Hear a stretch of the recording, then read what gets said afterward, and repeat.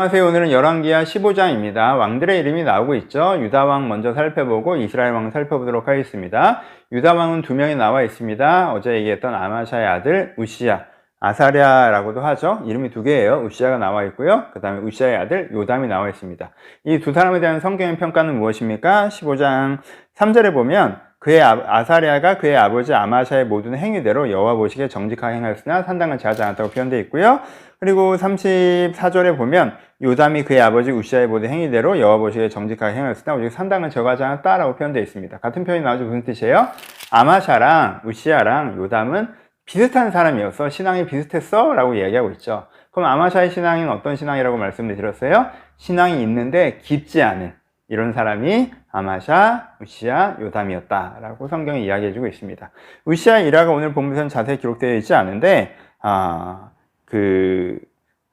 역대기는 좀 자세히 나와 있죠. 우시야도 신앙생활을 굉장히 잘했었는데 후반부에 자기가 왕임에도 불구하고 제사장이 드리는 제사를 자기가 직접 집례하려고 했다가 문둥병에 발하는 경험을 하게 되죠. 그러니까 아버지랑 비슷하죠. 자기가 영적인 어떤 성공을 경험하니까 자기가 더 대단한 사람이라고 생각해서 그걸 왜 자기가 하려고 하는지 같은 마음이겠죠. 일종의 허영심이랑 허영심이고 막 그런 마음으로 그러니까 아버지 아마샤는 내가 어떤 다윗 같은 막 이렇게 했다면 이 친구는 우시야는 자기가 사무엘 같은 그러니까 사사들 있잖아요.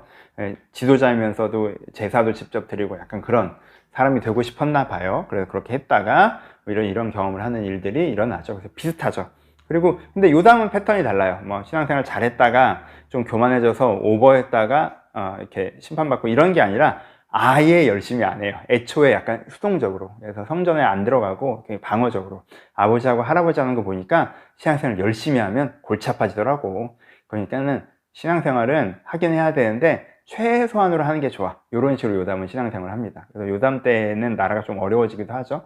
그러니까 요 세 사람이 신앙이 있긴 한데 깊지 않았던 사람으로 성경에 평가되어져 있습니다. 요 부분으로 이제 적용해 봅시다. 여러분, 신앙을 갖고 있는데 깊지 않으면 그 영적인 풍성함을 누리지 못해요. 얼마나 안타깝습니까? 신앙이 있는데 깊지 않으면, 그러니까 그 신앙을 깊이 유지해 나가지 못하면 내가 영적으로 실수하고 오히려 문제가 벌어져서 예수 안 믿는 사람보다 좀 더 어렵게 사는 모습이 나타나기도 해요. 얼마나 안타까운 일이에요. 그러니까 내가 혹시 아마샤, 우시야, 요담 라인, 신앙 있긴 한데 깊지 않은 라인에 걸쳐 있다면 신앙이 있다는데 만족하지 마시고 정말 그 이상 아사, 여호사밧, 히스기야 요 레벨로 어떤 단점은 있지만 그래도 하나님을 깊이 만나는 사람으로 올라가려고 하시고 거기에 있다면 내가 한 걸음 더 다윗처럼 사무엘처럼 온전히 주님의 합한 자로 될 수 있게 이렇게 영적 성숙에 대한 기대를 좀 가져야겠다. 신앙이 있는 것 자체로 만족하지 않아야겠다.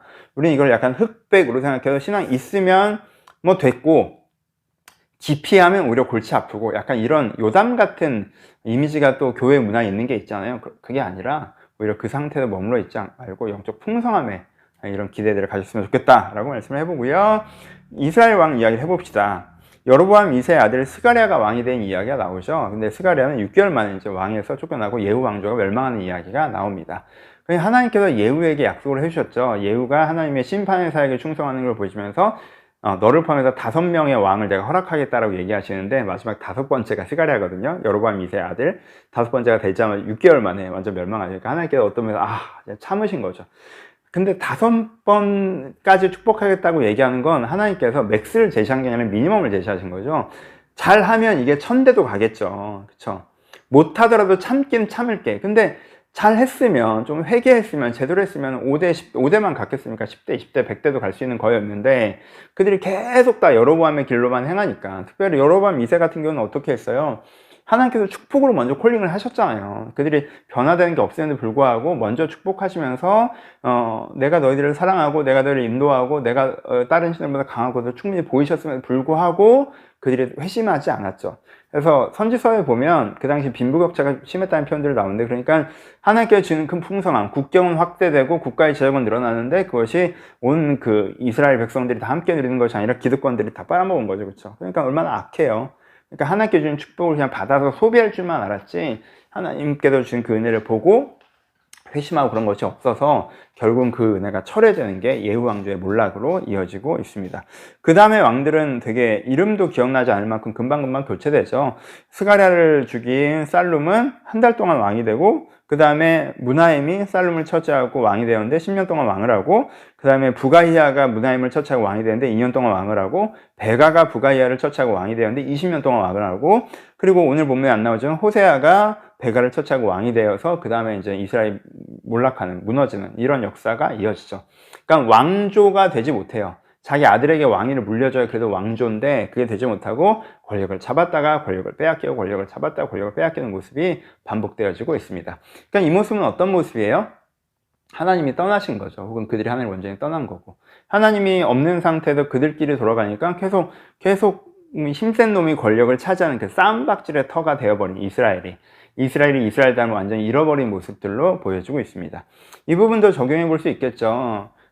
진짜 예후에게 5명의 왕을 약속하셨는데, 예후 포함해서 5번째 6개월 만에 무너지는 것들을 보니까 정말 안타깝잖아요. 그러니까 기회에 대한 묵상을 좀 해보실 수가 있어요. 여로보암 2세 때 분명히 진짜 축복으로 부르셨잖아요. 그러니까 하나님께 여러분들 부르실 때 그 기회를 소중히 여기셔야 돼요. 그래서 하나님께 축복으로 나에게 말씀하시면 좋다 하고 축복만 받지 말고 그 축복에 담기는 메시지를 보고 하나님을 나를 사랑하시는구나, 이렇게 정말 하나님께서 위대하시구나 이렇게 보고 하나님을 좀 섬길 수 있는, 여러분들에게 하나님께 주신 기회를 꼭 살리셔서 더 깊은 영적 성숙의 기회로 삼으셨으면 좋겠다라고 얘기할 수 있고요. 또 하나 묵상해 볼 수 있는 건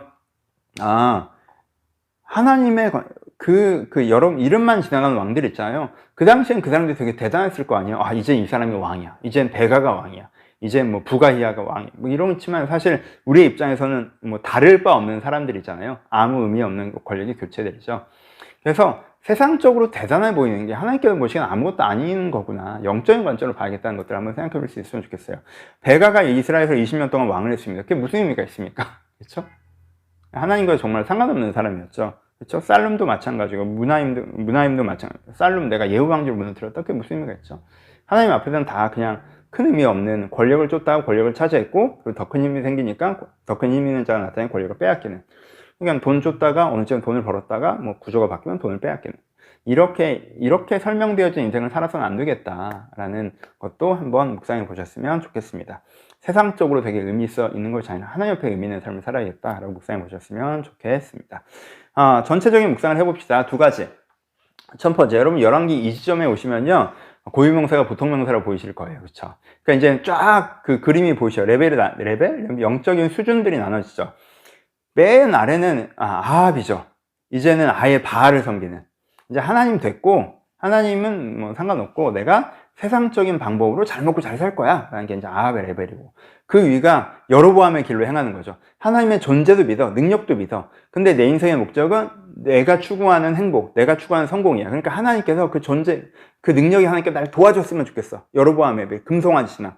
믿긴 믿는데 능력과 존재를 믿어서 도움만 받으려고 하지, 도대체 하나님을 섬기고 하나님을 알면 내 자신이 변할 생각은 없는 게 여로보암의 라인이고, 그리고 그 다음에가 있어요. 아마샤의 라인이 있는 거죠. 신앙이 있어요. 근데 깊질 않아. 내 영혼 구원에 대한 관심도 있고 소명과 부르심에 대한 것도 있는데 그게 깊지는 않아. 그래서 산당을 제하지 못했다. 하나님께서 축복, 이런 관심이 더 많아요. 그래서 크게는 내가 하나님 앞에서 보란듯이 쓰임받고 싶고, 내가 신앙생활 깊게 해봐야 골치 아프기만 해. 그냥 믿음이 있으면 된 거지. 뭐 요담처럼 하든가, 내가 뭐 이스라엘을 통일하는 뭐 이렇게 하든가. 그래서 신앙 위에 인간적인 게 많이 섞여 있는, 이게 아마샤 라인이고, 그 위가 이제 또 앞으로도 나중에 히스기야, 아사 이런 사람들처럼 신앙이 깊긴 하지만 약점이 있는, 여호사밧 이런 사람들은 신앙이 깊긴 한데 약점이 하나씩 있는 사람이고, 그 위가 이제는 정말 다윗과 같은, 사무엘 같은 사람들이고, 이게 이제 쫙 이제 보이잖아요. 그래서 고유명사가 보통명사가 되는 거죠.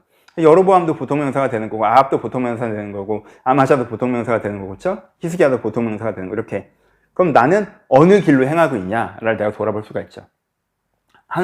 나를 하나님께서 보시기에 또 한 문장으로 표현하실 수 있는데, 제가 여로보암의 길로 행하고 있구나. 하나님의 존재와 능력이 믿지만 자기 인생의 방향을 자기 욕심으로 정하고 자기 생각으로 정하고 도움만 받으려고 하는구나. 제가 아마샤의 길로 행하고 있구나. 신앙이 있긴 한데 깊지 못해서 신앙을 자기식으로 해석하는 부분들이 많구나. 그렇죠? 제가 우시야, 히스기야의 길로 행하고 있구나. 혹은 아합의 길로 행하고 있구나. 라고 이게 보일 거잖아요. 그러니까 열왕기의 이 고유명사가 보통명사가 되는 걸 경험하면서 내 위치를 파악하시고, 그리고 뭘 꿈꾸셔야 돼요? 더 깊은 신앙을 꿈꾸셔야 됩니다. 그렇죠? 우리 둘 다 마찬가지잖아요. 그렇죠? 둘 다 여로보암의 길로 행했던 왕들을 보면서, 예후 왕조를 보면서 좀 더 신앙을 가져보지. 그러면은 예후 왕조가 더 아름답게 빛났을 텐데 왜 계속 여로보암의 길로만 행했을까? 베가나 이런 사람을 보면서 그렇게 왕이 됐으면 진짜 이전 사람들의 실패를 보면 왜 똑같은 길을 갈까? 왜 여로보암의 길로만 행할까? 좀 올라가 보지. 아마샤와 아마샤의 아들들을 보면서 좀 아쉽잖아요. 좀 더 깊은 시간을 가져보지. 그래서 여러분 이걸로 여러분들 위치를 파악하시고 한 계단 더, 두 계단 더 깊은 시장으로 성숙하고 싶다라는 성장의 기대, 이런 부분들도 묵상해 보셨으면 좋겠습니다. 다양한 사람과 다양한 장면들이 나옵니다. 마음에 주신 대로 묵상하시고 은혜 받으셨으면 좋겠습니다. 감사합니다.